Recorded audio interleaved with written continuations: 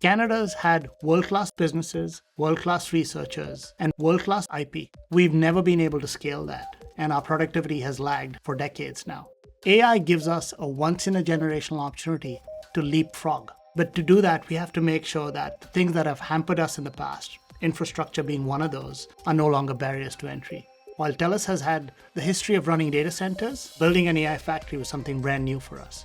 An AI factory, it's the brains behind AI. It's where your large AI models learn and train. It's where information that you're sending through your phone or through your devices goes and gets processed.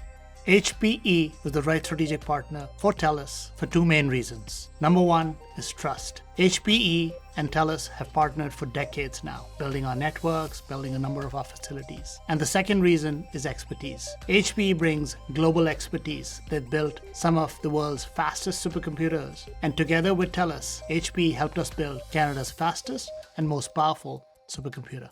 We launched our first facility in Rimouski, Quebec in fall of 2025, and within a few months that facility was sold out. It was sold out driven by a number of different factors. We built one of the most sustainable AI factories on the planet. We backed it up with leading technology powered by HPE, and we built something that was sovereign by design. Sovereign by design is an important concept. If you think of true sovereignty, it means who has control. And we designed these from the ground up with that in mind. So TELUS owns the actual facility, we own the hardware, we own the software layers that go in and out, we own the team that operates these factories. And that gives you both operational control as well as control over the data, both of which are really, really important. We're now in the midst of expanding to our second facility in Kamloops, BC. We already have a bunch of pre-orders coming in. The demand for Canadian compute is real.